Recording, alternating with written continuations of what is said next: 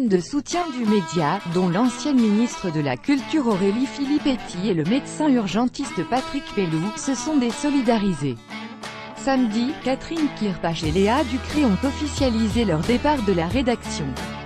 L'éviction d'Aude Rossigneux ainsi qu'une intervention sur la ont créé la polémique.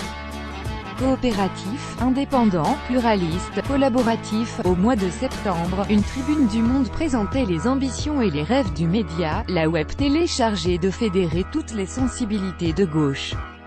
Le texte promettait de révolutionner le genre en s'éloignant du modèle économique et idéologique dominant pour bâtir un espace commun et visible, influent et fraternel, un espace qui agrège et rassemble des initiatives citoyennes.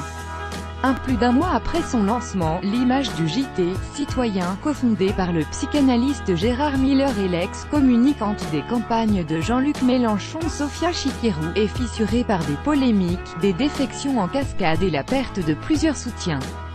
Plus grand que à lire aussi, éviction de la rédactrice en chef, départ de Noël Mamère et couverture du conflit haine. Le média dans la tourmente et à ceux qui l'ont d'emblée qualifié de « médiachon », comprendre le média de Jean-Luc Mélenchon, le cofondateur Gérard Miller n'a cessé de répéter que cette web télé n'était pas un média militant. En interne, les choses semblent un peu moins claires ces derniers jours. Écartée du poste de coordinatrice de la rédaction puis de la présentation, Aude Rossigneux a confié au Monde ce week-end avoir eu un tort, vouloir à tout prix rester journaliste, là où on attendait d'elle qu'elle soit militante. Les derniers événements symbolisent-ils le resserrement des idées vers une seule ligne, celle des insoumis, libres, vraiment? C'était un projet hybride, une logique un peu cachée, note Jean-Marie Charon, sociologue, spécialiste des médias.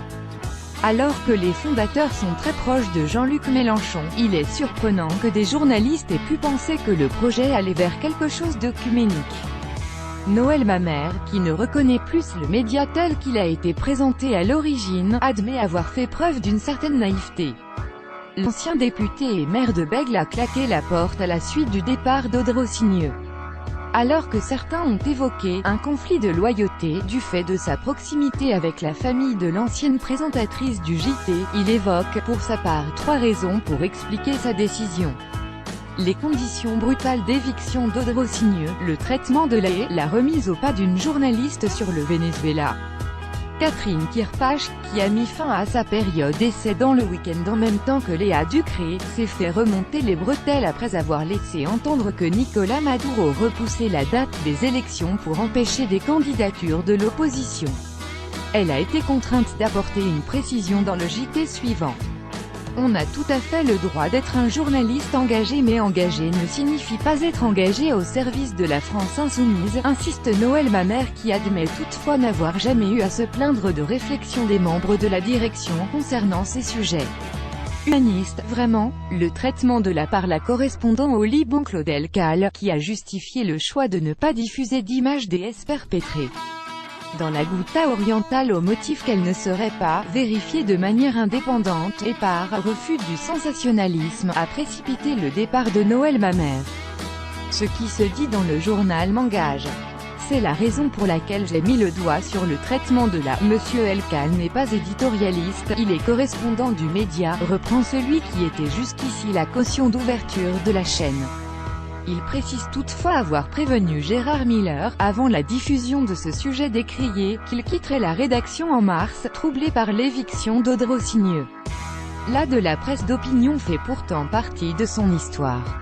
Il ne faut pas oublier que la clause de conscience de la loi de 1935 a été inventée pour la presse d'opinion. Les journalistes de l'époque étaient très souvent confrontés à des licenciements brutaux. C'est une presse de conflit, faite pour s'exprimer dans un débat politique conflictuel. Elle est brutale dans ses manières de travailler, rappelle Jean-Marie Charon. Et, selon sa version démentie par une partie de la rédaction qui s'était désolidarisée, Aude Rossigneux semble en avoir fait les frais. Plus grand que à lire aussi, comment les sociaux, ceux qui financent le pure player, ont-ils été séduits, indépendants, vraiment? Le média ne devait pas être un média à la solde de la France insoumise, c'est exactement ça aujourd'hui, déplore Noël Mamère. Une séquence diffusée lundi et largement moquée sur les réseaux sociaux vient, malheureusement, illustrer son propos. En plein direct, l'un des membres du média a vu tomber le cache, visiblement réalisé à la va-vite, de son ordinateur.